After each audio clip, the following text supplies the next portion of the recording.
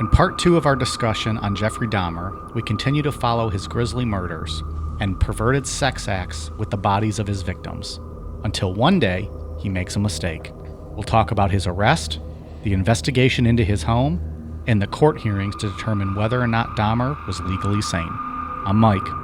I'm Ian. And I'm Dave. If part 1 of this story left you hungry for more, stick around. Part 2 will surely have you emptying your fridge. This is Necronomipod. I was branching out. That's when the cannibalism started. Eating of the heart and the arm muscle. It was a way of making me feel that they were a part of me. At first it was just curiosity, and then it became compulsive. Then I tried to keep the person alive by inducing a zombie-like state, by injecting first dilute acid solution into their brain or hot water, and it never did completely work. All right, so I think we can all agree we love hot wings, right? Sure. Chicken wings. Absolutely. Yeah. Okay. Anyone who sees us knows we love our fair share of chicken wings. My question, do you prefer flats or do you prefer drums? Drums. I always get only drum. You request only drums? Yeah. Interesting. Absolutely. Why so? I just think they're easier. I think it's hard to get that little piece of meat between the two little bones out. Much But you better gotta on the break drums. Yeah, you got to crack it in half. You don't have to. Too involved. Well, for you unskilled tongues like you two, for people like me who's got a skillful tongue, I'm a flats guy. I think I love both. I mean, I'm a hot wing. I'm not going to turn down anything. Sure. And I've never asked for just flats. Some places actually charge you. Do you ever get charged for that, Dave? I don't pay attention. I just order drums. Yeah. Money's no object, man. I just want my drumsticks. Look at this guy, motherfucking bougie-ass motherfucker with his drumsticks. Keep your flats in the back. He has someone else hold them for him, too, and he just eats them out of their fingers. That's true. So he doesn't have to get his fingers dirty. That's true. I don't like getting dirty. Those fucking pedestrians who will hold their chicken wings for money. I like the flats. No specific reason. I just enjoy them better. Interesting. Yeah. I don't know. You have a lot of things you like with no specific reason why. Well, I mean, you don't have a specific reason why either, really. You just said you prefer the drums. I just told you why. It's hard to get the little piece of meat. It's not. Well, that's my reason. Well, okay. Just because you discount my reason doesn't invalidate it. No, I'm just drunk and completely forgot you even said that, if we're going to be honest. I mean, I don't know. Do I need reasons to like things? Like, you just have a preference, right? Like, I don't have a reason. I don't. Yeah, no preference. Just the flats, I prefer those. Okay. I have no problem with that. I feel like the wings, maybe it's because the wings have too much bone and like tendon on them too much connected to it. Whereas like the flat is just bone. There's no other like funky stuff. With a drum, I feel like you might get occasionally extra. Maybe. I'm just trying to play it out in my head. Anyways, I don't know. I'm running out of stuff to talk about, so that's what I got. Thank you to Conrad Thompson from Something to Wrestle. He posted on Instagram the same question, and I stole it from him. It's so a solid question. Nobody come at me. Ian, what were you going to say? I know Mike rudely interrupted you. I didn't even hear him speak. That's why it was so rude. I don't mind the flats because you can just break them and eat it in just one bite. There you go. Yeah, I don't turn them down. It's just my preference. The guy's not wasting any time. Wing's a over there. wing. Of course, it's delicious. If it's made properly, of course. Yeah. But I know some places will charge you if you request just one specific, wing or flat or drum. Oh, well, I flip my table over if they try to do that. See? That's how you do it. I go, I'm not wearing a fucking mask in here. Freedom! Fucking thing sucks. Can't eat fucking wings with a mask on. Oh, so we recorded an episode before this and we're all drunk. Hence Dave going off on mask rants and me forgetting things he said 15 seconds earlier. So it's going to be a fun night as we go through this. Oh, yeah. And anyone who listened to Jeffrey Dahmer 1 knows that Dave and I had some fun. I hope the story translated. I hope so. I was pretty intoxicated for that show. So was I. Actually, it kind of just made me excited to do Casey Anthony. Like, do her, Who but wouldn't also, be excited to do but Casey also do a Anthony? story on her. Okay. Yes, Yeah. both. Well, when she's in studio, I mean, both will be done in the same night, probably. I mean, I know she's fond of both of us. She loves us. Yeah. She's a big fan. Big fan of Necronomipod. Shout out to Casey Anthony, one of the best listeners of Necronomipod. It's wife material. Now that maybe. No. Oh, says the guy who's in love with Jodi Arias. Hold on a second here. Smoke show. Head over to patreon.com/necronomipod to hear my strong argument that Jodi Arias is marriage material. Yeah, let's be honest. Ian's no saint over here either. He goes on rants about how marriage material and how much he wants to wife up Jodi Arias. So, just saying, she was found guilty. True. My wife was found not guilty. We've done the F, Marry, Kill, Jody, Amanda Knox, and Casey, haven't we? Oh, yeah. I think a long time ago. Oh, yeah. All right. Well, tune back into that episode, whatever it was, to hear those answers. I don't think my answer's changed. I don't think mine has either, but we're not going to refresh them. Go back and listen to those archives. If you can't remember which one, download all of them. That's right. What else are you doing this weekend? This week? Oh, I thought you were asking me. Oh. I was like, Liz, you making small talk? Why are you making Oh, boy. Here we go. We happened to look at each other at the same time, and I was like, well, what the fuck? Like, you making small talk now all of a sudden? We having a cup of coffee? I thought he was asking me. No. Boy. All you people, listen to all the other episodes. We appreciate it. Hey, we crossed 1 million downloads. We talked about that last week, that we were going to get close. We did it. Pretty crazy. Congratulations to you, Dave, and to you, Ian. Oh, and to yourselves as well. Yeah, thank you. That's a big number. Who'd have thought we would go platinum? Yeah. It is platinum, isn't it? Yeah. Pretty impressive. 1 million downloads. That's why we've, been celebrating the last 2 weeks getting shit-faced. At least Dave and I have been. Yeah, that's why. And, that's it. Going on rants about Casey Anthony, and Ian's just over there shaking his head thinking, I've built this podcast into what it is, and you guys are going to fucking ruin it in one topic. Just wait till we do Casey. Man, people are going to be so pissed at us. Without further ado. Unfortunately, this episode is not about Casey Anthony. We're going to finish up Jeffrey Dahmer, and it gets pretty fucked up. Ian, take it away. Where we left off on part 1, Jeffrey Dahmer, we said that he didn't like the act of killing. He had to get himself pretty drunk to go through with it. All he wanted was that submissive partner that wouldn't move and just be completely still. So he got this idea in his head that he could zombify a person. So less than 2 months after his last murder, on April 7th, Dahmer encountered a 19-year-old named Errol Lindsay as he was walking to get a key cut.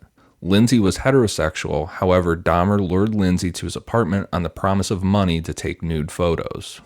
Like we said, this was a really impoverished area, so, people are in a lot of need for money, and $100 is $100. you're going to do what you got to do. Once Lindsay was in the apartment, Dahmer drugged him and drilled a hole into his skull and poured hydrochloric acid into it. Well, that can't be pleasant. Jesus. I mean, I guess it's better than sulfuric acid, but still. Jesus.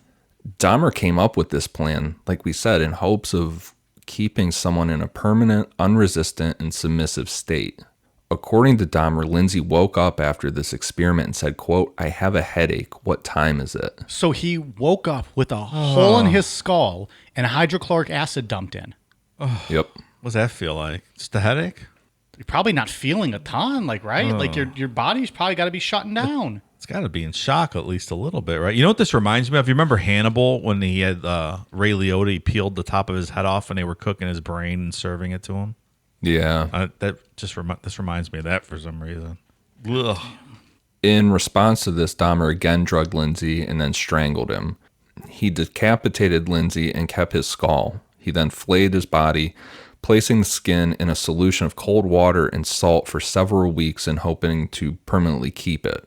Reluctantly, he disposed of Lindsay's skin when he noticed it had become too frayed and brittle. By 1991, fellow residents at the Oxford Apartments had repeatedly complained to the building's manager, Sopa Princewell, over the foul smells coming from apartment 213, in addition to the sounds of falling objects and occasional sounds of a chainsaw. What the fuck? Yeah, it's about time. It smells like there's 100 corpses at my neighbor's and I hear a chainsaw all the time. Right. That's weird. Princewell did contact Dahmer in response to these complaints on several occasions, although he initially excused the odors coming from his apartment as being caused by his freezer breaking, causing the contents to become, quote, spoiled. On later occasions, he informed Princewell that the reason for the odor was that several of his tropical fish had recently died, and he would just take care of it. Yeah. It's my fish tank. Yeah. Muscusi. That's what I would say every time they came to me. Muscusi. It seems to work, right? So like, oh, all right, I'll take care of if you've it. seen the movie, if you're polite enough about it, and you slowly, You smile and say, "Miss Scusi." and every time they come back, you have less clothing on. On the afternoon of May 26, 1991, Dahmer encountered a 14-year-old named Conrad Sensomophone on Wisconsin Avenue. By coincidence, Sensomophone was the younger brother of the boy who Dahmer had exposed himself to in 1988. That's a small world, huh? Yeah, that's a fucking crazy coincidence. That really is. He approached the boy with an offer of money to come with him to his apartment and pose for Polaroid pictures. According to Dahmer, Sensomophone was initially reluctant to the proposal before changing his mind and going with Dahmer to his apartment, where the boy posed for 2 pictures in his underwear before Dahmer drugged him into unconsciousness and performed oral sex on him. Dahmer then drilled a single hole into Sensomophone's skull, through which he injected hydrochloric acid into the frontal lobe. Before Sensomophone fell unconscious, Dahmer led the boy into his bedroom, where the body of 31-year-old Tony Hughes, who Dahmer had killed 3 days earlier, laid naked on the floor. According to Dahmer, he, quote, believed Sensomophone saw his body, but did not react to seeing the bloated corpse, likely because of the effects of the sleeping pills he had ingested and the hydrochloric acid Dahmer had injected through his skull. Yeah, that might do it. That might put you in a trance-like state. Did he smell it when he walked in, though? I mean, but how can you even react? You got fucking literally acid. No, but I mean, when he walked into the apartment in the first place, this place is not big, right? It's I'm a sure lower it rent smelled. building. I'm sure it smelled. A dead body for 3 days? I'm sure Jesus it smelled. Christ. But again, like what this, he was going to make money. He wanted to make some money. Yeah, I guess. Sensomophone soon became unconscious. Then Dahmer drank several beers while lying next to him before leaving his apartment to drink at a bar and then buy more beer. Was he drinking corpse revivers at the bar? What is that? It's a drink. Is it? Corpse reviver. Like a mixed drink? Yeah. Well, if you're going to bring it up, I got to know what it is. I'm trying to remember. So you're going to bring up the drink and you didn't even look it up to see what it I was? want to say cognac, maybe. It's a cognac-based drink. There's a bunch of them, know. I think. I don't know. I've never heard of it. Yeah. A corpse reviver. I just remember hearing it somewhere. All right. I'll take a corpse reviver and a Coors Light. Corpse reviver for me, not for the corpse in my apartment. Yeah. There's no corpse in my apartment, but I just mean like for me. Like it's like it's a cool down drink for me. I'm not doing anything wrong or Yeah, anything. stop it. I'm not guilty. And you just run out. You just run out of the bar. In the early morning hours of May 27th, Dahmer returned toward his apartment to discover Sensomophone sitting outside naked on the corner of 25th and State, talking with a group of 3 concerned young women standing near him. Dahmer approached the group and explained to the women that Sensomophone, who he referred to by the alias John Hung, was his friend, and attempted to lead him to the apartment by the arm. The 3 women stopped Dahmer and explained to him that they had called 911. That's when you run the other way, motherfucker. He sticks around. This guy's bold. I'll give him that. And it helps, I think, sustain his, his acts. Yeah. Yeah, I mean, from If he all... ran, he becomes suspect, right? Well, yeah, I'd be trying to get out of the country. You walk out of a bar, you're walking back to your house, and the 14-year-old that you just injected, you drilled a hole in his head and put hydrochloric acid is sitting out in the front of your apartment on the street. Yeah, I think I'm going the other way. Wild. In all accounts of this, he was completely calm, like nothing was wrong. Probably also shit-faced, though, too, right? Like he's real drunk.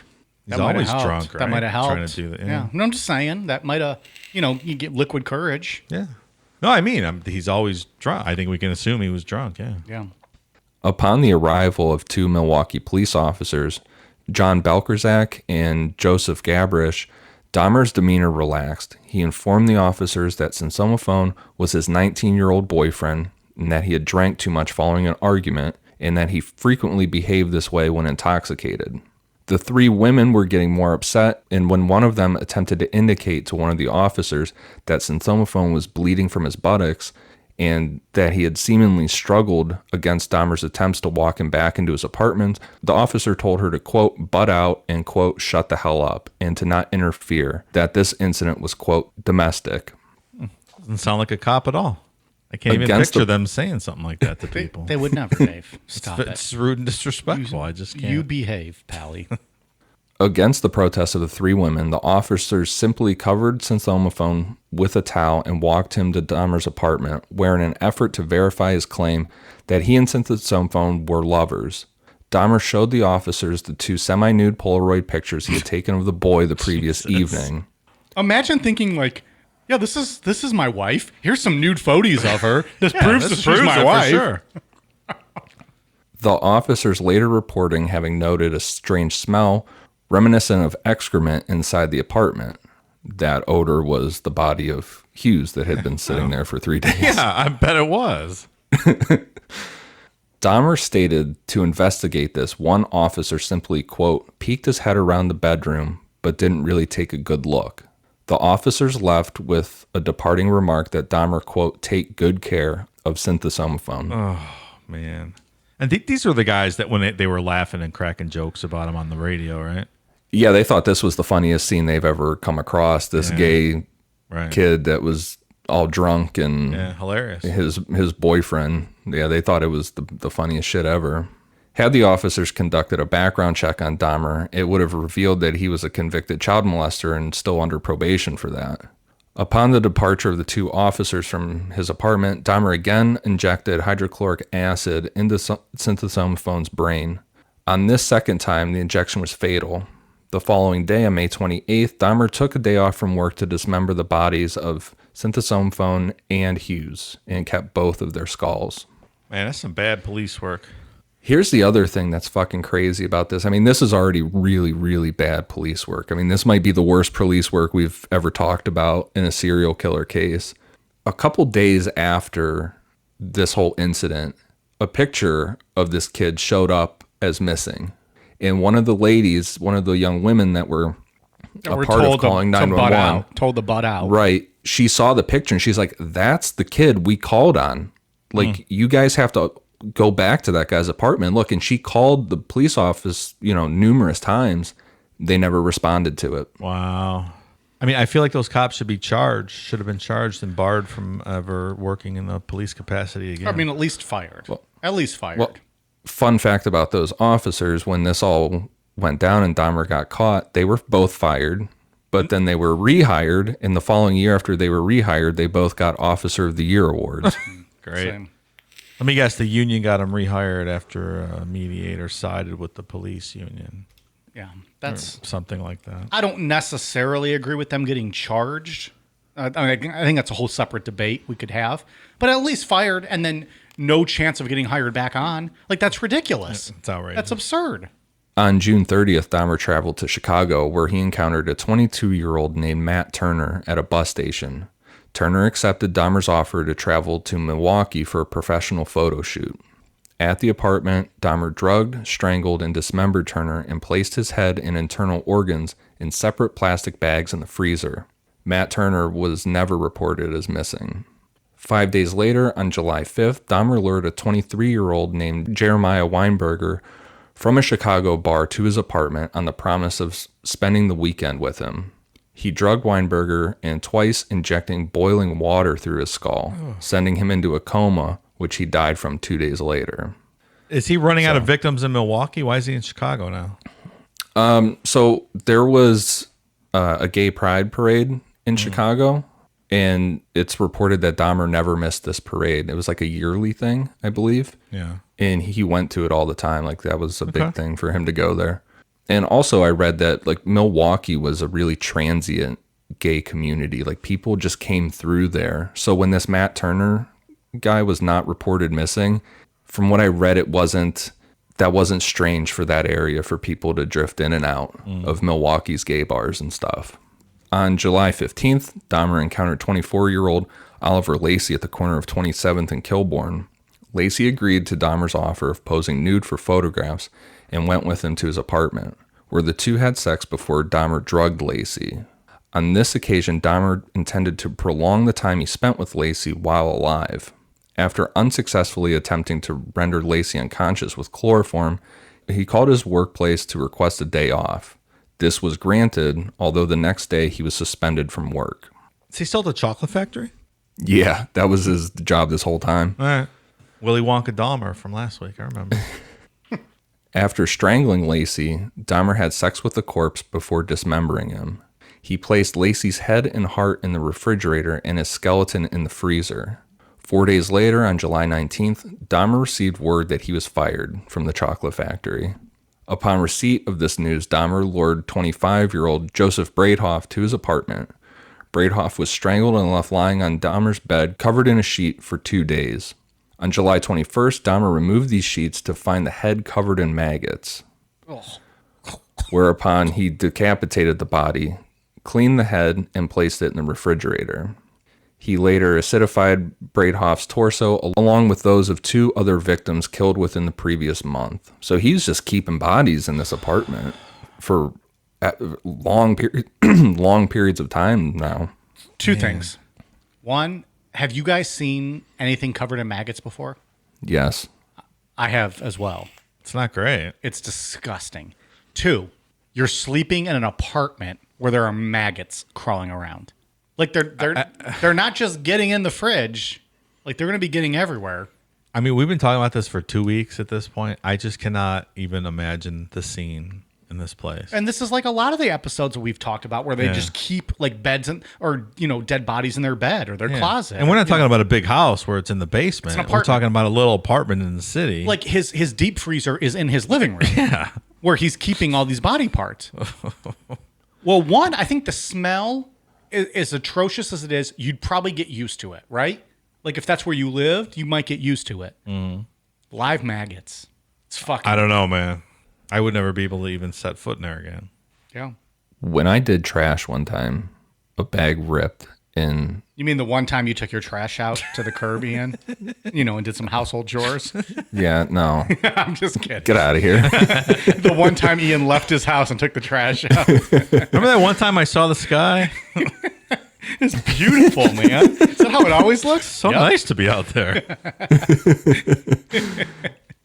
There was like a piece of food that fell out, like that was left behind in the garbage can. I didn't know about it, and when I went to throw something away in there a couple days later, there was maggots all over it, and it was the most fucking disgusting thing I've ever seen in my life. Like I just wanted to throw away that whole trash can. I'm like, no, this is done. Did you guys? This is gonna get all right. Warning. This gets fucked up. Trigger warning from Mike. Trigger warning. Maybe even for Ian. Have you guys ever seen those photos like in some places where if somebody's got like a infection on like their leg, they treat it with maggots? Yeah. Like they eat away like the dead skin. Have you guys seen that stuff? I once saw a photo before I knew like this existed. Right. Of some like it was someone's leg and it was covered in maggots because they were like eating away. I think like the flesh, like the necrotized disease. skin. Yeah. I did not sleep for 2 nights because I kept thinking about it. Like how like I would just like I'd fall asleep and I'd wake up thinking about it. Get the maggots off of me. It's the only time like I've ever really been disturbed like that, and it fucked me up. Like, and I guess it was a health treatment. Like they were treating the guy's leg. I think there was doctors even there in the photo, like, just kind of observing it. But it fucked me up that someone's leg was just maggot infested. I couldn't imagine. That's like I did not sleep for 2 nights. You would not go with that course of treatment? You'd have your leg amputated? Cut the fucking leg off. Cut the fucking leg off. Yeah. I'm lazy enough as it is. Just give me an excuse to be lazy. I'll just have one leg and just That's a good point. hop around. Even less you have to do. Lieutenant Dan, you ain't got no legs. On July 22nd, 1991, Dahmer approached 3 men with an offer of $100 to accompany him to his apartment to pose nude for photographs, drink beer, and simply keep him company. One of these men was 32-year-old Tracy Edwards, who agreed to go with him to his apartment. Upon entering Dahmer's apartment, Edwards noted the foul smell and several boxes of hydrochloric acid on the floor, which Dahmer claimed to use for cleaning bricks. All right, thanks for having me over, but I'm going to take off now. I forgot about an appointment I had. Oh, just remembered. I got to get going. It's getting late here, Dommy. After some small conversation, Edwards responded to Dahmer's request to turn his head and view his tropical fish, whereupon Dahmer placed a handcuff on his wrist. When Edwards asked, quote, "What's happening?" Dahmer unsuccessfully attempted to cuff his wrists together, then told Edwards to come with him to the bedroom and pose for nude pictures. While in the bedroom, Edwards noted nude male posters on the wall and that a videotape of The Exorcist 3 was playing. He also noted a blue 57-gallon drum in the corner from which a strong odor came from. Are you panicking at this point? Yeah. Yeah. You got a handcuff and this one of your I mean, how are hands is you not? As handcuffed. soon as the handcuff touched me, I'd be panicking. Yeah. Like, I agreed to come here. Why are you putting a handcuff on me? Yeah. Did he say what's happening like Megan Thee Stallion does? What's happening? What's happening? Over my head, dude. That joke is over my head. Sorry. I don't watch TRL. I'm not hip to this. Oh, Jesus. TRL. Dahmer then took out a knife and told Edwards he intended to take nude pictures of him. In an attempt to appease Dahmer, Edwards unbuttoned his shirt, saying he would allow him to do so if he removed the handcuffs and put away the knife. In response to this promise, Dahmer simply turned his attention toward the TV. Edwards observed Dahmer rocking back and forth and chanting before turning his attention back to him. He placed his head on Edwards' chest, listened to his heartbeat, and with the knife pressed against him, told Edwards he was going to eat his heart. Okay, now I'm panicking for sure. How do you even stay remotely calm in this situation? I feel like, what is it? Indiana Jones, Temple of Doom, when he starts reaching in like to his fucking chest to pull out his heart. It's about what it goes like right here. In continuous attempts to prevent Dahmer from attacking him, Edwards repeated that he was Dahmer's friend and that he was not going to run away. Edwards had decided he was going to either jump from a window or run through the unlocked front door at the next available opportunity.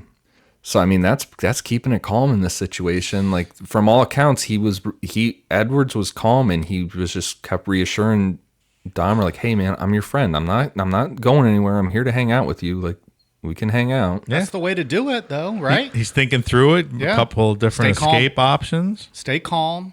Like, look at your surroundings, see what you can do. Wait for your moment. I mean, if not, you're going to spook Dahmer and that knife might be Right. plunging into your chest wall. Of course it will. Yeah. And then this guy likes to drink because he invited you back to drink. Have some beers. Let Drink him up. loosen up. Yeah. When Edwards next stated he needed to use the bathroom, he asked if they could sit with a beer in the living room, where there was air conditioning. Dahmer agreed and the two walked into the living room when Edwards exited the bathroom. Inside the living room, Edwards waited until he saw Dahmer have a momentary lapse of concentration before requesting to use the bathroom again. When Edwards got up from the couch, he noted Dahmer was not holding the handcuffs when Edwards punched him in the face, knocking Dahmer off balance and ran out the front door. Smart. Good move. At 11:30 p.m. on July 22nd, Edwards flagged down two Milwaukee police officers, Robert Routh and Rolf Mueller, at the corner of 25th Street. The officers noted Edwards had a handcuff attached to his wrist when he explained to the officers that a, quote, freak had placed the handcuffs on him and asked if the police could remove him. And then they shot him 6 times in the face, right? Damn. Sorry. When the officers' cuff keys failed to fit the brand of handcuffs, Edwards agreed to go with the officers to the apartment where Edwards stated he had spent the previous 5 hours before escaping. Like, no, I think I'll wait in the back of the cruiser. You guys can head on up there. I'm not sure I'm going back up there. When the officers and Edwards arrived at apartment 213, Dahmer invited them inside and acknowledged he had indeed placed the handcuffs on Edwards, although he offered no explanation as to why he had done so. At this point, Edwards told the officers that Dahmer had also held a large knife on him and that this had happened in the bedroom. Dahmer made no comment to this, indicating to one of the officers, Mueller, that the key to the handcuffs was inside his bedside dresser. As Mueller entered the bedroom, Dahmer attempted to pass him to retrieve the key, whereupon the second officer, Routh, informed him to, quote, back off. Trying to get to that drawer before the cop. Yep. In the bedroom, Mueller noted that there was indeed a large knife beneath the bed. He also saw an open drawer, which on closer inspection contained tons of Polaroid pictures, many of which were of human bodies in various stages of dismemberment. Not pleasant photos. No, they are not Search pleasant. at your own risk. There's only one set out there. If you want to see them, that's on you. Officer Mueller starts looking at these Polaroids, and then he's looking around the room, and it's like it clicks with him, like, oh, I'm in the same room where this shit's going down. Like all the The decor's the same. There's the furniture. Like, I'm in the photo studio right now for all this stuff. Mueller then walked into the living room to show them to his partner, uttering the words, quote, "These are for real." Dun, dun, dun, dun, dun, dun, dun. When Dahmer saw that Mueller was holding several of his Polaroids, he fought with the officers in an effort to resist He arrest. said, I'm in trouble now. The officers quickly overpowered him, cuffed his hands behind his back, and called a second squad car for backup. At this point, Mueller had opened the refrigerator to reveal a freshly severed head of a black male on the bottom shelf. As Dahmer laid pinned on the floor beneath Routh, he turned his head towards the officers and said, quote, "For what I did, I should be dead." Acceptance is setting in. Can you imagine you saw all those Polaroids and then you open the refrigerator and there's just a severed head staring back at you? I don't think I could. I can't imagine what that would be like. Whew. A more detailed search of the apartment conducted by the Milwaukee's Police Criminal Investigation Bureau revealed a total of 4 severed heads in Dahmer's kitchen. A total of 7 skulls, some painted, some bleached, were found in Dahmer's bedroom and inside a closet. In addition, investigators discovered collected blood drippings on a tray at the bottom of Dahmer's refrigerator, plus 2 human hearts and a portion of arm muscle, each wrapped inside plastic bags on the shelves. Is there any food in there too? Like, was he eating food that was commingled with all The this stuff? pictures do not show any food. Some mustard bottle or something? Yeah, just condiments. Yeah. He'd like to put on the biceps. In Dahmer's freezer, investigators discovered an entire torso, plus a bag of human organs and flesh stuck to the ice at the bottom. Investigators also discovered 2 entire skeletons, a pair of severed hands, 2 severed and preserved penises, a mummified scalp, and in the 57-gallon drum, 3 further dismembered torsos dissolving in the acid solution. A total of 74 Polaroid pictures detailing the dismemberment of Dahmer's victims were also found. In reference to the recovery of body parts and artifacts, the chief medical examiner later stated, quote, "It was more like dismantling someone's museum than an actual crime scene." That makes complete sense. Beginning in the early hours of July 23, 1991, Dahmer was questioned by Detective Patrick Kennedy as to the murders he had committed and the evidence found at his apartment. And I like the way that Patrick Kennedy tells this story. It's like Dahmer sat down and started telling him about Stephen Hicks that he killed way back in 1978. And Patrick Kennedy's like, we're talking about something now in 1991, and this guy's going back to 78. I'm not taking this serious. Yeah, he didn't believe him. And then they came in and told him, hey, there's all these bodies in there, all this stuff, and there's heads in the refrigerator. So he's like, all right, I'll go back and I'll take you serious now. Tell me about 1978. Yeah, right. So over the following 2 weeks, Kennedy and later Detective Patrick Murphy conducted numerous interviews with Dahmer, which when combined totaled over 60 hours. Dahmer waived his right to have a lawyer present throughout his interrogations, adding he wished to confess all as he had, quote, "created this horror and it only makes sense. I do everything to put it to an end." So altogether, he admitted to having murdered 16 young men in Wisconsin since 1987, with one further victim, Stephen Hicks, killed in Ohio back in 1978. And also the obligatory PSA, don't do a Dahmer, folks. Waiving your right to a lawyer should not be something that's in your vocabulary. It's like the official statement of Necronomicon at It's this my point, official right? statement. Waiving your right to a lawyer is not something you should ever do. I feel like with all this damning evidence in this is like the one specific case that I'd be like, you know what? You don't really need a lawyer, man. You might have got me. Yeah, there's no way getting around this one. Dahmer willingly admitted to engaging in necrophilia with several of the victims' bodies, including performing sexual acts with their viscera as he dismembered their bodies in the bathtub. All right. Now, viscera's internal organs. What is it, a sex act with an internal? What does that even mean? Who even When knows? I think of that, oh my God. I'm thinking of wrapping. I mean, the first thought that enters my mind is wrapping internal organs around yourself and getting off like that. Like it's a fleshlight of human organs. Wow. That is some depravity. And also, it's interesting that that's the first thing you think of. making mental notes over here.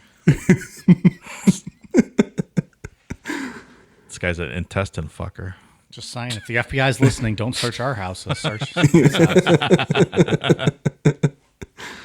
Having noted that much of the blood pooled inside his victim's chest after death, Dahmer first removed their internal organs, then suspended the torso so the blood drained into his bathtub, before dicing any organs he did not wish to keep, impairing the flesh from the body. The bones he disposed of were pulverized or acidified with Soilex and bleach solutions used to aid in the preservation of skeletons and skulls he wanted to keep. In addition, Dahmer confessed to having consumed the hearts, livers, biceps, and portions of thighs of several victims killed within the previous year. Describing the increase in his rate of killing in the 2 months prior to his arrest, Dahmer stated he had been, quote, completely swept along with his compulsion to kill, adding, quote, it was an incessant and never-ending desire to be with someone at whatever cost. Someone good-looking, really nice-looking. It just filled my thoughts all day long. Hashtag no uggos. Gotta be good looking. You know, and he said that, in those interviews he said he ate them. It wasn't like he wanted to eat them out of being hungry or something like that. It was to make them feel like they were a part of him. Forever. Yeah, like he ate them and they became part of him forever. Sounds like church. Until he shipped them out. Then what? And they're out of you, Pally. Oh. I mean, what do you want? You shit Jesus out when you eat those Eucharist, the crackers. Do you? I mean, you do. Or you eat them like they're fucking snacks. They are tasty. They're not, but that's okay. Oh, it's a difference of opinion. Your favorite movie snack? Oh, Jesus. Bag of Jesuses. Bag of Jesuses. I don't have the authority to say the prayer to turn it into Jesus, though. That's right. So it's just wafers. It's wafers. It's wafers. It's wafers. What are you eating? Pre-Jesus wafers? What's it to you, Pally? These guys were scheduled to become Jesus, but I interrupted the process. Intercepted. These are not pre-Jesus wafers. You're not Jesus material. I'm going to eat you while watching some fucking Italian horror film tonight. Might dip you in some ranch. Oh, boy. I'm going to make some almost Jesus wafer nachos. It's not a bad idea. A little shredded cheese, some jalapenos. And every time you take a bite, you're like, no Jesus for you? When they asked him why he had preserved a total of 7 skulls and the entire skeletons of 2 victims, Dahmer stated he had been in the process of constructing a private altar of his victims' skulls, which he intended to display on a black table located in his living room with the photographs of the bodies of many of his victims. This display of skulls was to include at each side with the complete skeletons of Miller and Lacey. The 4 severed heads found in the kitchen were to be removed of all flesh and used in this altar, as was the skull of at least one future victim. Incense sticks were to be placed at each end of the black table, above which Dahmer intended to place a large blue lamp with extending blue globe lights. The entire construction was to be placed before a window covered with a black, opaque shower curtain, in front of which Dahmer intended to sit in a black leather chair. When asked in a November 18, 1991 interview who the altar was dedicated to, Dahmer replied, quote, myself. It was a place where I could feel at home. He further described his intended altar as, quote, a place for meditation, from where he believed he could draw a sense of power, adding, quote, if his arrest had happened 6 months later, that's what they would have found. Oh, man. He should have started an interior design firm. It sounds like he had some good ideas. Minus the human aspect, but that black leather chair in front of the altar. Sounds comfortable. Something there. Dahmer Interior Design. We'll make Established Bath, Ohio.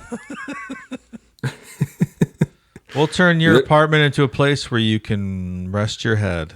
And your dick. The other shit in your fridge. In a head. Oh, my God. In his confession, he drew out a sketch of what this whole thing would look like. It's pretty fucking crazy. Yeah. He had a plan. We'll be right back. We like to drink beer. A lot of it. After a long night of drinking and talking crime and conspiracies, there's nothing that wakes us up and gets us ready to start the day better than Just Brew coffee. With a great selection of roast levels to choose from, you're guaranteed to find one that suits your style. Small batch roasted to highlight the unique features of each coffee bean, Just Brew Coffee caters to both casual and hardcore coffee drinkers alike. Since 2010, Just Brew Coffee has worked tirelessly to perfect the roasting process and technique, which has resulted in seriously delicious, always flavorful, and never bitter tasting coffee. If you're already drinking JBC, raise your mug. If you're not, raise your standards. Check out their online store at youjustbrew.com and up your coffee game today. Use code NECRO15 to receive 15% off your order of 2 pounds or more. And remember, they roast, you just brew. Today's episode of Necronomipod is brought to you by Beardology. There are a lot of imitators out there, but there's only one place I buy my beard oil. Beardology beard oil nourishes your skin and won't leave you with that greasy feel. With over 17 cents available in their extensive product line, I trust my beard to Beardology. You can find Beardology at beardology.co. Use code NECRO15 to receive 15% off your purchase. Beardology. Discover the best way to avoid the shave. On July 25th, 1991, Dahmer was charged with 4 counts of first-degree murder. By August 22nd, he had been charged with a further 11 murders committed in Wisconsin. On September 14th, investigators in Ohio, having uncovered hundreds of bone fragments in the woods behind the address in which Dahmer had confessed to killing his first victim, formally identified 2 molars and a vertebrae with x-ray records of Stephen Hicks. 3 days later, Dahmer was charged by the authorities in Ohio with Hicks's murder. Dahmer was not charged with the attempted murder of Edwards, nor the murder of Tomey. He was not charged with Tomey's murder because the Milwaukee County District Attorney only brought charges where murder could be proven beyond a reasonable doubt, and Dahmer had no memory of actually committing this particular murder, and there was no physical evidence that that existed of this crime. Just for that one. It's interesting. Yeah. Who was the Toomey? Which victim was that? That was the one where he blacked out, where he got really drunk and blacked out and then woke up and Okay. Tomey's dead. And he's like, well, what the fuck happened? So it started him on his path again. Yeah. Yeah. Okay. At a scheduled preliminary hearing on January 13th, 1992, Dahmer pleaded guilty but insane to 15 counts of murder.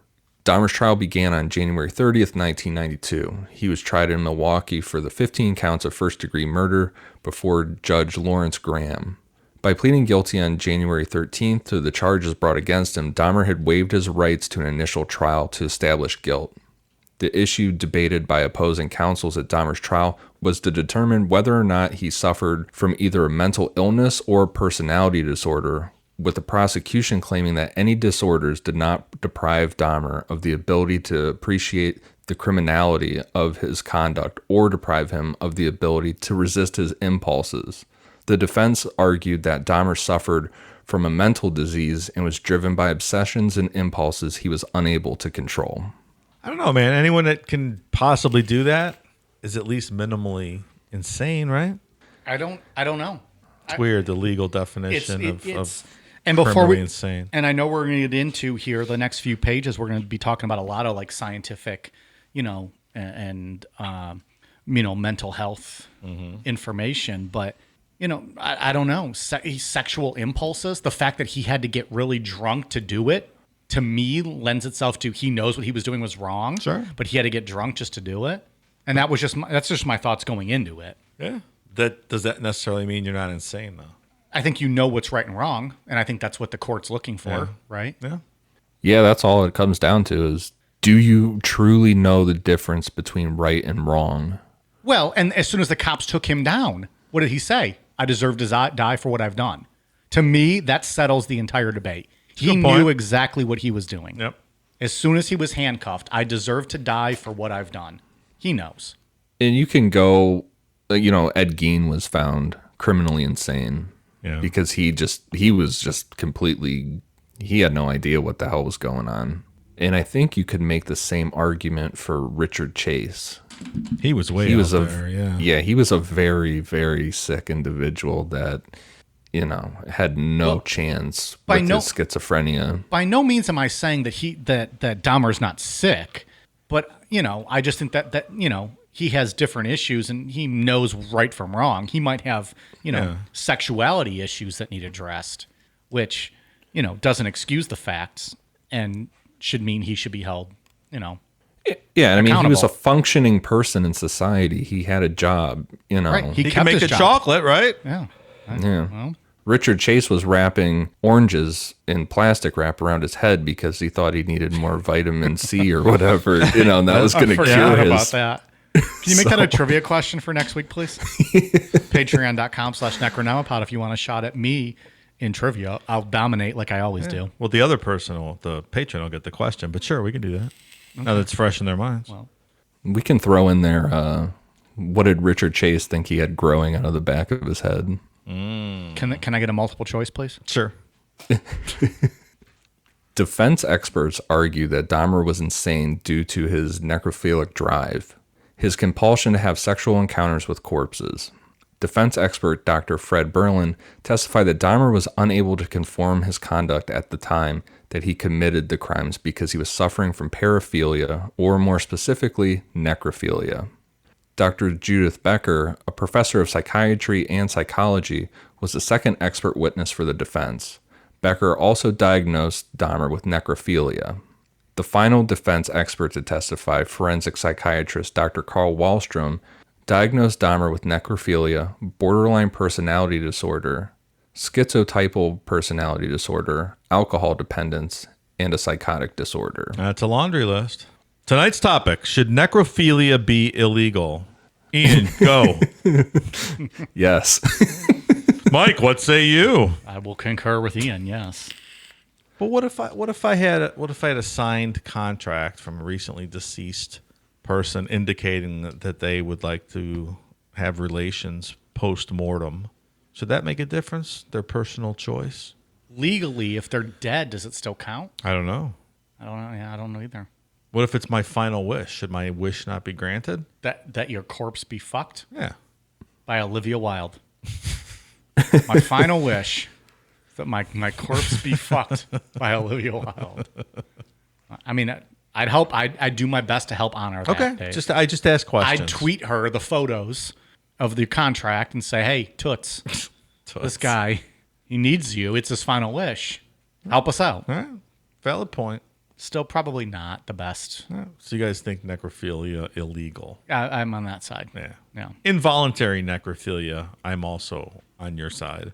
Voluntary necrophilia, I don't know. I have some questions. Stick around. That's where I Might land. be a That's where I land on possible. it. Might be a possible debate down the road. Final wishes are final wishes. Am I right? No, I don't know if you're 100% right. I don't know if I can agree with that. Just because you're dying doesn't mean you get anything you want. My final wish, I want, so-and-so dead. That doesn't mean you get it. True. Be But nice. this is- Be a lot cooler if you did. Speaking of final wishes, I think we discussed releasing the Necronomipod casket in the near future. So Who wouldn't That want is to be true. buried in that? yeah, Who would be the first Necronomipod casket? Like, that would be the thing. yeah. Who wants to step up? If you get buried in a Necronomipod casket, there's a good chance at least 2 out of the 3 of us would show up to your funeral. Oh, for sure. Yeah. That's why I said 2 out of 3. It gives us an out for one. Yeah. And the casket will be like half as much as the Kiss casket. You'd be Oh, all right. of course. It'd be It's cheap. very much cheaper. Much cheaper than the Kiss casket. If you get buried in a Necronomipod casket, Dave will give the eulogy at your funeral. Absolutely. You'll go right to heaven, fast tracked. If you thought this guy was dead, stick around. This is Necronomipod. That's funny. If you thought this guy was dead, stick around. Wait till Mike cucks him with his wife. This is Necronomipod. His last will and testament, his last wish was to have Mike bang his wife on top of the casket as it's being lowered into the ground. That's gonna be a Patreon episode, though. At least This is $100 Cucks across America. I'm sorry. I think we just nailed. Hey, buy the casket. You're famous. No, It's not bad. $50 patrons get access to that episode, though. Where Dave's eulogy and me banging the widow. Or the guy, though. What's the term for? Is a guy? What's the term for Widower. A widower. I'll Sure. bang the widower too. I don't mean to be sexist here. Like if the female dies and her last wish was for me to cuck her with her husband, okay, Sir? yeah, do whatever you gotta do. Dave will still do the eulogy. We'll bang on the casket. So it'll be higher tier of patrons, of course. You'll drop your load, and then they'll drop the load casket, drop the casket into the ground Oh boy, this got out of hand real quick. The prosecution rejected the defense's argument that Dahmer was insane. Forensic psychiatrist Dr. Philip Resnick testified that Dahmer did not suffer from primary necrophilia because he preferred live sexual partners, as evidenced by his efforts to create an unresistant, submissive sexual partner devoid of rational thought and to whose needs he did not have to cater. Another prosecution expert to testify, Dr. Fred Fosdell, testified that his belief that Dahmer was without mental disease or defect at the time he committed the murders. He described Dahmer as a calculating and cunning individual, able to differentiate between right and wrong, with the ability to control his actions. Although Fosdell did state his belief that Dahmer suffered from paraphilia, his conclusion was that Dahmer was not a sadist. So Dahmer might have been a cunning individual, but was he a cunning linguist like the three of us? Yeah. It's to be said. Like the sticker says, cunning linguists. Available at necronomipod.com. That's true, it is. The final witness to appear for the prosecution, forensic psychiatrist Park Dietz, began his testimony on February 12th. Dietz testified he did not believe Dahmer to be suffering from any mental disease or defect at the time he committed his crimes, stating, quote, Dahmer went to great lengths to be alone with his victim and to have no witnesses. He explained that there was ample evidence that Dahmer prepared in advance for each murder, therefore his crimes were not impulsive. The advanced planning does lead to or show forethought, right? Which is I 100% think so. premeditated across Of course. the board. Yeah. Yeah.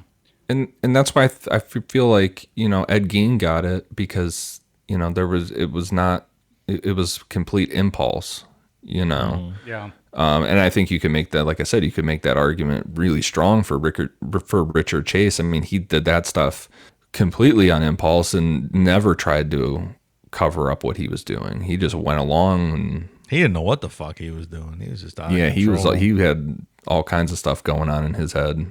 I really wish that they would have called me in for like these court hearings. In college, they used to call me the lawyer Yeah. Why is that? because I used to prosecute the pussy. Without prejudice. Of course. Of course. Throw some legal terms in there. Although Dietz did concede any acquisition of paraphilia was not a matter of personal choice, he also stated his belief that Dahmer's habit of becoming intoxicated prior to committing each of the murders was significant, stating, quote, if he had a compulsion to kill, he would not have to drink alcohol. He had to drink alcohol to overcome his inhibition, to do the crime which he would rather not do. Well, I guess.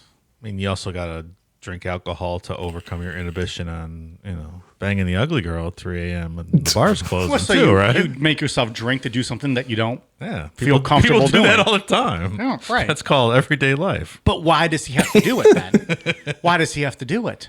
I think it's a fair statement. Because he doesn't really like killing. He doesn't like it because he knows it's wrong. I just think that's a good point for the prosecution is what I mean. Yeah. Ian, is Mike's proclivity for titty fucking, is that a paraphilia? In your medical opinion? In all fairness, they're alive.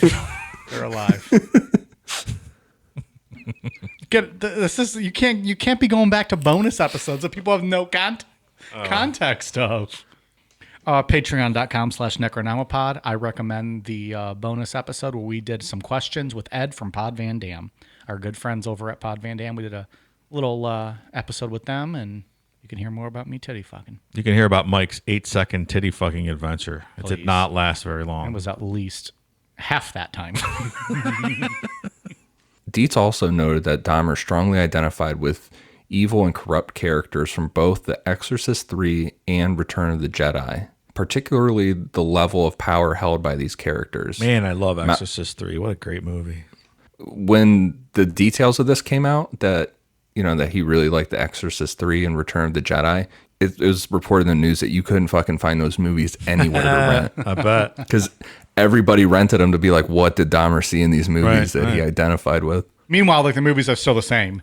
He's just a fucking weirdo Right. and just found Right. weird things to get off on him. Exorcist 3 is really good. I'm going to have to watch that now. Do you have to creepy. see Exorcist 2 to get Exorcist 3? Not 2. I mean, 1 would help, not 2. Well, everyone's... No, 2 Well, is not I want to great. say everyone's seen 1, but there's people like me who haven't seen all those movies. I've seen Exorcist, Yeah. but... No, it's kind of... It's more of a sequel to 1, I think. 2 was kind of silly, if I remember. So, mounting on the significance of these movies on Dahmer's psyche and many of the murders committed at the Oxford apartments, Dietz explained that Dahmer occasionally viewed scenes from these films before searching for a victim. Dietz diagnosed Dahmer with substance use disorder, paraphilia, and schizotypal personality disorder. 2 court-appointed mental health professionals testifying independently of either prosecution or defense were forensic psychiatrist George Palermo and clinical psychologist Samuel Friedman. Palermo stated that the murders were the result of a, quote, pent-up aggression within himself. He killed those men because he wanted to kill the source of his homosexual attraction to them. In killing them, he killed what he hated in himself. Palermo concluded that Dahmer was a sexual sadist with antisocial personality disorder, but legally sane. Legally sane, Mike. So I'm saying. I think so. I don't feel like that he hated himself because he was gay is accurate, but that's just my opinion. Yeah, I don't know if I'm on board with that. I mean, he went to the gay pride parades every year. I mean, if you hated yourself for it, why would you go to that every year? Didn't. I don't think he hated himself. He definitely was, like, he hid it, right? Like, nobody who knew him knew that he was gay, right? He hid it from his parents initially. I don't know Sure. if he ever came out to them, but as a teenager, he definitely hid it from them. Yeah, so I think I agree with you guys. He didn't hate himself for that. Friedman testified that it was a longing for companionship that caused Dahmer to kill. He stated, quote, Mr. Dahmer is not psychotic. He spoke kindly of Dahmer, describing him as, quote, amiable, pleasant to be with, courteous, with a sense of humor, conventionally handsome, and charming in manner. He was and still is a bright young man. He diagnosed Dahmer with a personality disorder not otherwise specified, featuring borderline, obsessive-compulsive, and sadistic traits. It's a good-looking guy, Dahmer. Yeah, when he's wearing the famous picture of him with the blue shirt and his glasses off and stuff, he does look, Yeah, he's conventionally handsome. I agree with that. yeah. I would have went up to his apartment for $25. Take some photos. Maybe not. Someone's got to. I mean, Tell you something. I smell if you were in a tight apartment. situation, you never know. I mean, who are we to say? You never know. Of course. So the story with that blue shirt, that detective, what is it, Pat Kennedy, Ian? Is it Pat Kennedy? Yeah. Got really close with Dahmer. And, he was the one who got like the confession from him and, got all that. And before Dahmer went to court, Dahmer was really embarrassed by what he had on, like what he had to wear, just coming, from being locked up. Yeah. Pat Kennedy said, let me see what I can do for you. He went home. His son, who was I think he said a sophomore in high school, but had a big growth spurt, was about the same age as Dahmer. Yeah. And he asked his son, do you have any clothes, dress up nice clothes that you aren't going to wear? His son goes, yeah, I got the shit you bought me for Christmas last year. I'm not going to wear Sears anymore. Roebuck. Yeah, right. I'm not going to wear anymore. It was literally the outfit that Dahmer wore to court. Oh, shit. He gave it to his dad, Pat Kennedy. Pat gave it to Dahmer to wear to court, and that's the infamous photo. But it came from the investigator's son, which I just thought was really cool. It's like an interesting fact. I think it's interesting that even after explaining to him how he killed, cooked, and ate all these people, that he was able to convince him to view himself in a sympathetic light, maybe, that he would even go out of his way to do this. Pat Kennedy in this, Ian, what's the name of the documentary? It's the Dahmer Files. The Dahmer Files, yeah. It's Pat Kennedy tells a hell of a story. It's an interesting documentary because it doesn't actually tell much of Jeffrey Dahmer's story, but it tells a lot of the investigation side and Pat Kennedy's side. Pat Kennedy took a strong liking to Jeffrey Dahmer. And I think, Ian, what did we say? I think we even talked about it last week. Like, after the investigation was over and, like, Dahmer was, convicted, like, he broke down and cried because he was just overwhelmed with, like, this whole investigation cost him his marriage, his family, for Pat Kennedy. And, he had nothing left. but he had built this bond with Dahmer and throughout their discussions. That's wild. Yeah, I agree with you too that Patrick Kennedy is a good storyteller, man. He's fun to watch. He's got a fantastic mustache also. So the trial lasted for 2 weeks. On February 14th, both counsels delivered their closing arguments to the jury. Hey, did Jeffrey pass out hearts for Valentine's Day? Sorry, continue. Each counsel was allowed to speak for 2 hours. Defense attorney Gerald Boyle argued first, repeatedly going back to the testimony of the mental health professionals, almost all of whom agreed Dahmer was suffering from mental disease. While Boyle argued that Dahmer's compulsive killings had been a result of, quote, a sickness he discovered, not chose. Boyle portrayed Dahmer as a desperate, lonely, and profoundly sick individual, quote, so out of control he could not conform his conduct anymore. Following the defense counsel's 75-minute closing argument, Michael McCann delivered his closing argument for the prosecution, describing Dahmer as a sane man in full control of his actions who simply tried to avoid detection. McCann argued that the act of murder was committed in hostility, anger, resentment, frustration, or hatred, and the 15 victims whose murder he was tried, quote, died merely to afford Dahmer a period of sexual pleasure. McCann further argued that by pleading guilty but insane to the charges, Dahmer was seeking to escape responsibility for his crimes. Yeah, I think we agree on that. Yeah, I think so. You know, my opinion on some of the mental health stuff is I don't agree with some of it, like him hating himself for being gay or, you know, some of that stuff. But I think as a collective whole, they kind of nailed it down. Yeah. Besides the defense saying that he was insane. I don't think he was insane at all. Yeah, agree. On February 15th, the court reconvened to hear the verdict. Dahmer was ruled to be sane and not suffering from a mental disorder at the time of each of the 15 murders for which he was tried. On the first 2 counts, Dahmer was sentenced to life imprisonment plus 10 years, with the remaining 13 counts carrying a mandatory sentence of life imprisonment plus 70 years. The death penalty was not an option to consider at the penalty phase, as Wisconsin had abolished capital punishment in 1853. There you go, Mike. Good for them. No capital punishment. I'm okay with it. Is that still to this day? Probably not. I believe so. Think so? I do not know. Well, Ian, you keep talking. I'm going to go to the Google machine, and I'm going to get back to that. So you go right ahead. Upon hearing of Dahmer's sentencing, his father Lionel and stepmother Sherry requested to be allowed a 10-minute private meeting with their son before he was transferred to the Columbia Correctional Institution in Portage to begin his sentence. This request was granted, and the 3 exchanged hugs before Dahmer was escorted away. 3 months after his conviction in Milwaukee, Dahmer was extradited to Ohio to be tried for the murder of his first victim, Stephen Hicks. In a court hearing lasting just 45 minutes, Dahmer again pleaded guilty to the charges and was sentenced to a 16th term of life imprisonment on May 1st, 1992.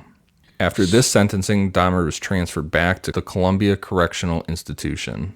Yes, that is true. And capital punishment is still banned in Wisconsin. There was only one, since its admission to the Union in 1848, is the 30th state. The only execution carried out in Wisconsin was that of an immigrant farmer, John McCaffrey, who was hanged in 1851 for drowning his wife. Wisconsin abolished the death penalty in 1853. In 2006, an advisory referendum showed 55.5% of Wisconsin voters were in favor of reinstating capital punishment. However, the state legislature did not adopt any statute to apply the popular vote. So they took a poll and people were in favor, but they did not apply it. There you go. If you want to kill people, do it in Wisconsin. Yeah. Just like Ed Gein. Follow your hero. Make some lamps. For the first year of his incarceration, Dahmer was placed in solitary confinement due to concerns for his physical safety, should he come into contact with fellow inmates. With Dahmer's consent, after 1 year in solitary confinement, he was transferred to a less secure unit where he was assigned a 2-hour daily work detail cleaning the toilet block. Shortly after completing his lengthy confessions in 1991, Dahmer had requested to Detective Murphy that he be given a copy of the Bible. This request was granted, and Dahmer gradually devoted himself to Christianity and became a born-again Christian. That's nice. Well, I mean, so it's great because now Dahmer can get in heaven with all of the people he ate. So it's great. Glad he found Jesus. You're reformed. Sure. On his father's urging, he also read creationist books from the Institute for Creation Research. I'm sure they have a lot of wise information. Oh, over yeah. there. Another PSA, it's not a reputable source of information, so maybe stay away from those books. Institute for Creation Research literally sounds like it's paid for by Scientology. Yeah, that's not a real thing. But, if you can read one book, why take the time to read a bunch of other ones? It's a lot easier, right? The worst thing that ever happened to me was us doing our Scientology episodes and me finding out there's a Scientology channel on DirecTV. I watched that channel way more than I'd like to admit. That's preposterous. Guys, I think they're turning me. They're turning me. They make a Interesting. lot of sense. They make a lot. I'm just kidding. Oh, yeah. I'm just kidding. It's fucking ridiculous. It's literally paid infomercials for just Scientology shit. But it's fun to watch, for an hour. Did you find out where Shelley Miscavige is at? They have not said incidentally. Fuck! I've been trying and waiting, Right. and I've been asking them. All right. Someday. We'll find out. Hashtag where's Shelley? In May 1994, Dahmer was baptized by Roy Ratcliffe, a minister in the Church of Christ and a graduate of Oklahoma Christian University, in the prison whirlpool. Following his baptism, Ratcliffe visited Dahmer on a weekly basis up until November 1994. Dahmer and Ratcliffe regularly discussed the prospect of death, and Dahmer questioned whether he was sinning against God by continuing to live. Referring to his crimes in a 1994 interview with Stone Phillips on Dateline NBC, Dahmer stated, quote, "If a person doesn't think that there is a God to be accountable to, then what is the point of trying to modify your behavior to keep it within acceptable ranges? That's how I thought anyway." Well, as a devout atheist, you can go fuck yourself, Jeffrey Dahmer. That's what I have to say. Boom, roasted. Religious people are always floating this argument that people that don't believe in God, they have no reason, not to rape and murder. Right? Because I'm not a fucking asshole. A piece You of have shit just- human. Yeah, just That's good the reason. morals as a human being. I don't need your scary God to make me a good person. Fuck off, idiot. Dumb argument. In July 1994, a fellow inmate, Osvaldo Durruti, attempted to slash Dahmer's throat with a razor embedded in a toothbrush as Dahmer returned to his cell from Ratcliffe's weekly church service conducted in the prison chapel. Hey, what did Dahmer ever do to anyone? Leave him alone. Leave Dahmer alone. Dahmer received superficial wounds and was not seriously hurt in this incident. According to Dahmer's family, he had long been ready to die and accepted any punishment which he might endure in prison. In addition to his father and his stepmother maintaining regular contact, Dahmer's mother, Joyce, also maintained regular contact with her son. Joyce related that in her weekly phone calls, whenever she expressed concern for her son's well-being, Dahmer responded with comments to the effect of, quote, "It doesn't matter, Mom. I don't care if something happens to me." Think you guys would like prison? You guys would do good in prison, you two. course I Oh, would. no. Do a fine job. I'd stab a motherfucker on the first day. You got to assert You dominance. gotta, absolutely. You have to do something. Day one. You have to. It's unfortunate, but you have to. Gotta. Well, you're gonna be sucking Nazi cock by the end of the day if you don't, right? And you might even if you, strike the wrong person and lose that fight. But yeah, that would be my plan. If I went to prison first day, I'm getting in a fight with someone. And they'll be carrying you out in the back door in a body bag. Probably a good case scenario, right? Like, depending how long you're there for. Kill or be killed, you might as well just go down fighting. On the morning of November 28, 1994, Dahmer left his cell to conduct his assigned work detail. Accompanying him were two fellow inmates, Jesse Anderson and Christopher Scarver. The three were left unsupervised in the showers of the prison gym for approximately 20 minutes. At approximately 8:10 a.m., Dahmer was discovered on the floor of the bathroom's gym, suffering from extreme head and facial wounds.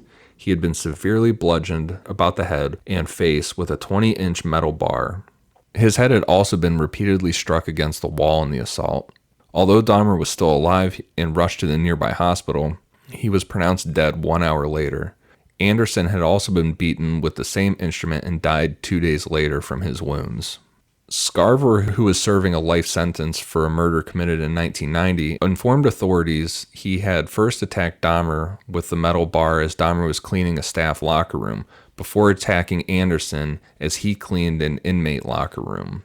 According to Scarver, Dahmer did not yell or make any noise as he was attacked. Immediately after attacking both men, Scarver, who was thought to be a schizophrenic, returned to his cell and informed a prison guard, quote, "God told me to do it. Jesse Anderson and Jeffrey Dahmer are dead." Scarver was adamant that he had not planned the attacks in advance, although he later told investigators he had concealed the 20-inch iron bar used to kill both men in his clothing shortly before the killings. I mean, if God told him to do it, you can't disobey. I guess so. Oh, what are you going to do? So I didn't plan to do this, but I did hide a 20-inch metal bar in my clothing. Well, he got direction from the Lord in his cell. What's the guy supposed to do? He might have smited him if he didn't listen. It's true. Upon learning of his death, Dahmer's mother, Joyce, responded angrily to the media, quote, "Now is everybody happy? Now that he's bludgeoned to death, is that good enough for everyone?" The response of the families of Dahmer's victims was mixed, although it appears that most of them were pleased with his death. The district attorney who prosecuted Dahmer cautioned against turning Scarver into a folk hero, noting that Dahmer's death was still a murder. On May 15, 1995, Scarver was sentenced to 2 additional terms of life imprisonment for the murders of Dahmer and Anderson. God, when you're at that point, you can just keep killing people, right? All right, you got another additional life sentence. I mean, what's the point? Yeah. You're already Like at some point, they got to send you to Supermax, right? Where you can't get out of your room all day. Yeah, they'd probably just throw you in solitary confinement. Yeah. Although Scarver had confessed in 1994 to having concealed the weapon used to kill Dahmer and Anderson in his clothing on the morning of the murders, in 2015 he publicly stated the murders of Dahmer and Anderson had resulted from a confrontation in which one of the 2 men had poked him in the back as the 3 had began their assigned work detail. In this renewed account of events, Scarver claimed the 2 had laughed at him when he turned around in response before Dahmer and Anderson each walked to their separate rooms to begin their cleaning duty, with Scarver following Dahmer toward the staff locker room. Scarver alleges that immediately before murdering Dahmer, he had cornered him, presented a newspaper article detailing Dahmer's crimes, and demanded that Dahmer answer whether the account was true. Scarver further alleged that he had been disgusted by Dahmer's crimes and that Dahmer had been openly unrepentant, that Dahmer taunted prison employees and fellow inmates by shaping his food into imitations of severed limbs, complete with ketchup to simulate blood splattering, and that prison staff, knowing Scarver's hatred for Dahmer, had deliberately left the 2 unsupervised so that he could kill him. That's what people say. The guards were in on it. Yeah, that they knew damn well it was going to happen. Kind of prison justice shit. Yeah. What if he was really shaping his food like that? Seems a little out of character. I don't necessarily believe that. Yeah. Yeah. I don't think that's accurate. I don't know. I feel like he was probably a model inmate. Mm-hmm. I'm sure the inmates were scared of him. They didn't want to get eaten. Well, of course. You know? Yeah, and you know that there's that the mentality of, you know, if you kill somebody with a name like Jeffrey Dahmer, it's going to give you credit. Yeah, absolutely. And, I mean, you know, that prison justice shit happens sometimes where guards turn a blind eye to stuff, so. I don't believe it. I don't believe that. The guards were in on it? Yeah. I No? don't. No, I don't. I think Dahmer was a model inmate on a cleaning crew that probably was just a model cleaning crew. And I think that Scarver had his own agenda. I don't necessarily believe that the inmates were in on it. I don't disagree. There's no proof. Yeah, there's no proof of that. That's just my thoughts. I don't think. I think he was probably, like he felt he deserved to be there. Yeah. He was probably a model inmate. I don't think he was bragging about his killings. He was waiting for something to happen to him, and then something did, from someone who didn't like him or whatever. And I don't know. I don't think the inmates had anything to do with this one. Is Scarver, you mean the guards? The man who killed him. Yeah. Yeah. I don't believe his story. Oh, where he okay. says the guards were involved. Yeah. Yes. That's what I meant to say. Is Scarver still alive? Can we send Mike out on a trip to Wisconsin to interview maybe? I'll talk to I him. believe he is. Oh. Yeah. Hey, motherfucker, I don't believe you. What are you going to do across that glass? Come at me, you little bitch. All of a sudden the prison riot breaks out Yeah. and Mike's stuck in the prison. Get me, motherfucker. You ain't going to touch me. I'm going to fuck your girlfriend, you piece of shit. Cuffs across this prison, motherfucker. Yeah, cucks across this prison. Fucked your girlfriend. How's it feel, you little bitch? Jesus. You ain't gonna touch me. Then all of a sudden, like a door opens and I'm just fucking out. I'm like, uh-oh, I'm in trouble. I was only joking, Mr. Scarver, sir. Furthermore, Scarver stated that Dahmer was so disliked by fellow inmates that he required a personal escort of at least one guard whenever he was out of his cell to prevent inmates from attacking him. I could see that being true. I believe that. Dahmer had stated in his will that he wished for no services to be conducted and that he wished to be cremated. In September 1995, Dahmer's body was cremated and his ashes were divided between his parents.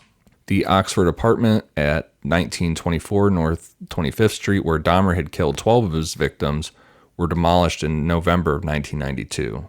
The site is now a vacant lot. There were plans to convert the site into either a memorial garden, a playground, or to reconstruct a new housing development, but all that failed to materialize, and it's just an empty space. So to this day, it's still an empty space. Yeah. Wow. That looks terrible. Should build a chocolate factory on the site, maybe. Lionel Dahmer is retired and now lives with his second wife, Sherry. Both have refused to change their last name and have professed their love for Dahmer in spite of his crimes.